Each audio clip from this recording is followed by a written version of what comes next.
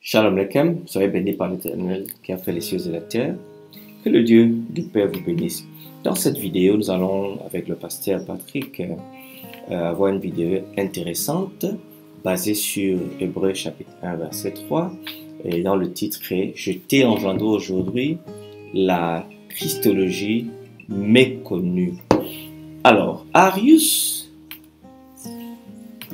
enseignait que le Fils, n'est-ce pas, avait un commencement, ce qui implique que pendant un moment, certains temps on peut dire que le Fils n'existait pas. Pour lui, le Fils n'était pas de la même substance, il appelait ça homousios que le Père.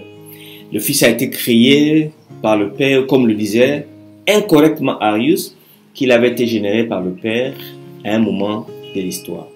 Arius enseignait notamment que Christ avait été créé avant toute création et il devait servir de médium, d'agent de la création. En tant que tel, Christ est le plus élevé parmi les créatures, mais il n'est pas Dieu.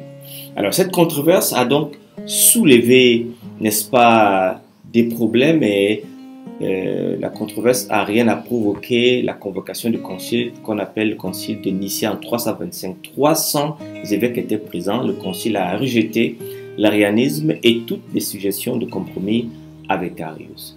Alors, le texte à la base, c'est ce texte de Hébreux, chapitre 1, verset 5, qui dit car auquel les anges, Dieu a-t-il dit, tu es mon fils, je t'ai engendré aujourd'hui. Et encore, je serai pour lui un père, sera pour moi un fils. Voyez-vous, les rapports que Paul dit dans 1 Hébreux, chapitre 1, verset 5, ont des conséquences. Première vue, que signifie le fait que Jésus a été engendré? Et quand cela s'est-il produit? Cela ne montre-t-il pas, n'est-ce pas, que Jésus a été créé par Dieu à un moment donné dans le passé, comme Arius et beaucoup le croient encore aujourd'hui? Voyez-vous, Jésus a été engendré dans le sens où il a été adopté par Dieu comme le souverain fils promis à David. Dans 2 Samuel chapitre 7 verset 12, n'est-ce pas? On va lire de 12 à 14. Quand tes jours seront accomplis, que tu seras couché avec tes pères, c'est David, je leverai ta postérité après toi. Celui qui sera sorti des entrailles, et j'affermirai son règne. Ça, c'est Salomon. Ce sera lui qui bâtira une maison à mon nom, et j'affermirai pour toujours le trône de son royaume. Vous voyez ici, ces paroles vont bien au-delà de Salomon. Je serai pour lui un père, il sera pour moi un fils. S'il fait le mal, je le châtierai avec la verge des hommes et avec le cou des enfants des hommes. Alors, le concept d'adoption divine des souverains était commun dans le monde gréco-romain et à l'Orient ancien. Cela donnait, n'est-ce pas, à un dirigeant la légitimité et le pouvoir sur un territoire donné. Alors, dans le Psaume chapitre 2, verset 7, je publierai au futur le décret de l'Éternel.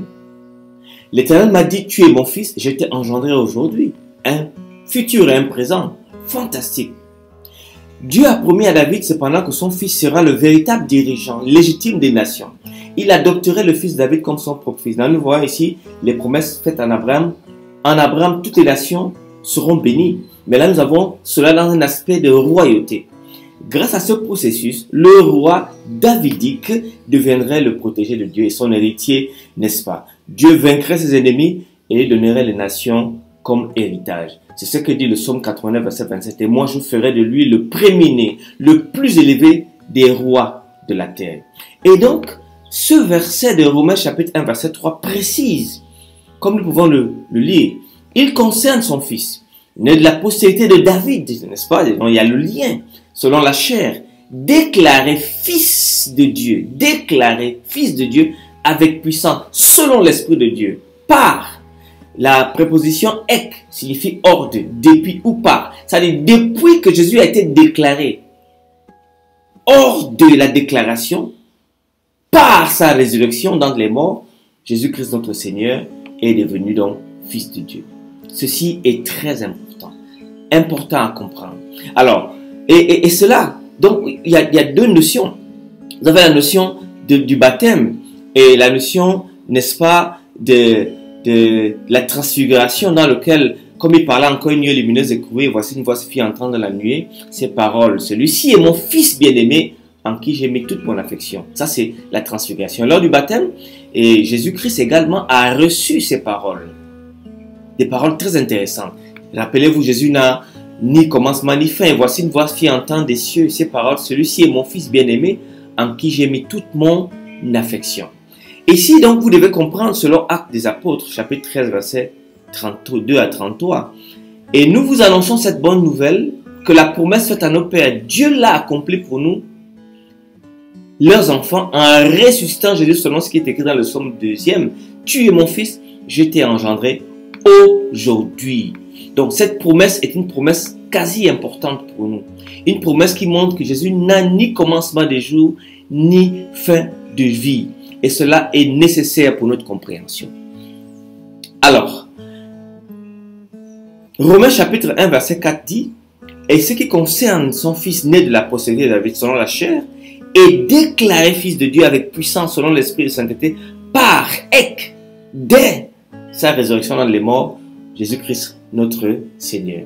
Alors, nous voyons donc que le Nouveau Testament enseigne que Jésus devint fils de Dieu avec puissance quand il fut ressuscité et assis à la droite de Dieu après sa résurrection. Ce n'est qu'à ce moment que Dieu a accompli sa promesse à David que son fils serait adopté comme fils de Dieu et que son trône serait établi sur les nations à toujours. Ainsi, César, symbole de Rome, n'était pas le fils de Dieu légitime, souverain des nations, mais plutôt Jésus-Christ qui l'était. Le fait donc que Jésus fut engendré se réfère au début du règne de Jésus sur les nations et non au début de son existence, parce que Jésus a toujours existé. Il n'avait ni commencement ni fin. Il n'a jamais eu un moment où Jésus n'a jamais existé parce qu'il est Dieu. Hébreux chapitre 7, 3 nous dit, il n'a ni commencement de jour, ni fin de vie, parce qu'il est éternel. Ainsi, l'idée de Dieu, Fils unique engendré de Dieu, ne traite pas de la nature du Christ en tant que divinité, mais son rôle dans le plan du salut, parce que le Christ a accompli toutes les promesses de l'Alliance. Eh bien, attendez la prochaine vidéo, qui sera une vidéo importante. Que le Seigneur vous bénisse. Jusqu'alors, que le Seigneur vous garde au nom puissant de Jésus-Christ.